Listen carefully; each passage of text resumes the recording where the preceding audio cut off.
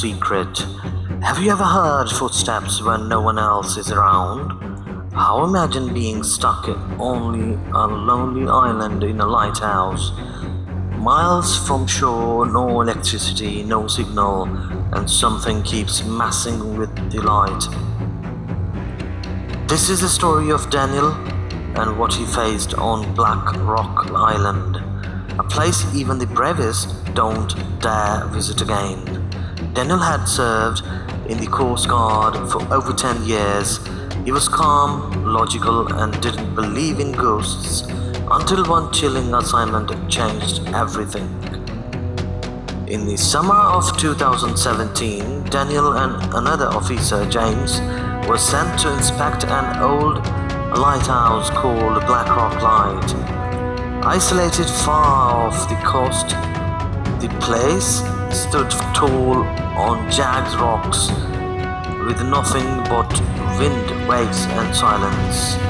The job was simple: check the light, refill the fuel and report back after 15 days. At first everything was normal, but on the fourth night the lighthouse beam stopped spinning. They rushed upstairs and found something strange. A piece of wet, rotten fabric covered in seaweed jammed in the light's gears. No sign of a break-in. All doors were locked. It didn't make sense. They cleared it out. Maybe it blew in somehow, but the next night the same thing happened. This time it was a soaked red scarf full of tiny sea creatures. Where was it coming from? They searched the whole place. No sign of entry, and yet something was getting in. From then on, they blocked the staircase every night and locked every door. But then the real horror began. Daniel woke one night to hear James whispering in the dark. Not to him, but to something in the corner of the room. When asked, James swore he wasn't saying anything. Later, Daniel caught James staring out the window, murmuring, "Someone was standing down there last night." From then on, James barely slept. Always watching, always listening, he claimed to hear voices in the walls, someone calling his name. One night, Daniel heard footsteps coming down the stairs, but no one had gone up. He and James stared at the stairwell, frozen, then silence, just the sound of their own breathing. The next night, the lighthouse light stopped again, but this time the top room was wide open. The heavy bulb had been removed and placed upright in the center of the room. No tools, no gloves, no explanation. James whispered, "I saw a hand come out of the wall." They locked themselves in their room, terrified. At sunrise, Daniel radioed for help. He said it was a mechanical issue. When the rescue boat arrived, they looked confused. "You call us at 2:12 a.m., the crew said. But Daniel hadn't used the radio until morning. They said they heard static, then a man's voice say, "There's something here with us," and then the signal cut. James never spoke a word on the way back. He resigned a month later. Daniel still works but refuses to return to Black Rock Island. Some places carry secrets buried deep in stone and sea. Black Rock wasn't just a lighthouse, it was a trap. And whatever's up there still waits for the next visitor. The Haunted Lighthouse. Have you ever visited a place that seemed too quiet, a place where even the wind held its breath as if it feared walking something up. Some places were abandoned for a reason. The story you are about to hear is not just about ghosts, it's about a warning that come too late. James was a travel blogger who loved visiting forgotten locations, ghost towns, old factories, and deep forests were his favorite. But one place had always been on his list: the Black Rock Lighthouse. Have you ever wondered what it's like to live alone on an island with nothing but a lighthouse, the sea and silence? For some, it's peaceful. For others, it's the perfect place to disappear. This is the story of Nathan Wells, a man who accepted a simple job and was never seen again. In 1996, Nathan was hired by the local Coast Guard to serve as the temporary keeper at Hollow Cape Lighthouse, located on a remote island off the southern coast. The usual keeper had fallen ill and they needed someone to fill in for 30 days. Nathan was 38, quite reliable and experienced in isolation. He had previously worked in mountain cabins and research outposts.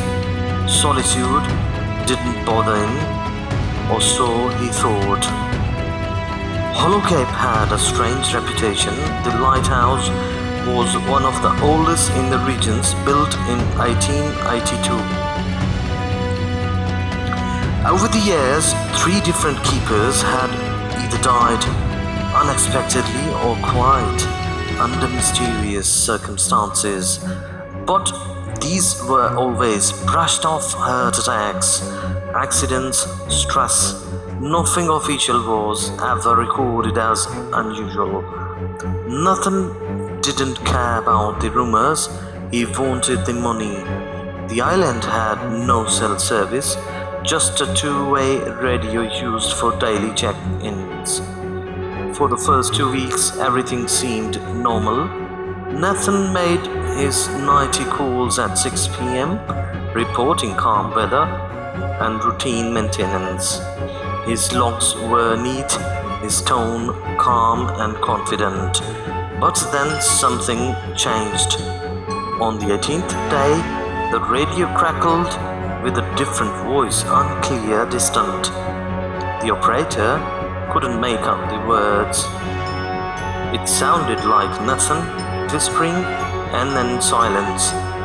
No check-in came on day 19 or day 20. By day 21, the Coast Guard dispatched a rescue team to Hollow Cape. What they found remains unexplained to this day. The lighthouse door was wide open. Nathan's food was still on the stove untouched. His bed was neatly made. His journal open on the table stopped mid-sentence. It read, "I heard them again last night walking upstairs, but when I looked, that's where it ended." The search team explored the entire lighthouse. No signs of a struggle, no blood, no footprints, just Nathan's. Strangely, the spiral staircase had fresh sand scattered along the steps. Even though Nathan never mentioned going to the beach, they searched the island. No body, no tracks, nothing. And then they found the cellar. The team had almost missed it, a hidden wooden hatch behind the lighthouse kitchen. It wasn't in the original building plans. Inside was a dark stone cellar, empty except for one thing: a mirror nailed to the far wall. And written into the dust on the mirror were 4 words: "Is not alone here." When they examined Nathan's journal further, They found a torn page tucked in the back. It listed dates and times, each one matching previous lighthouse keepers who had died or vanished. Nathan had been researching the history. He knew. The last entry said, "If something happens to me,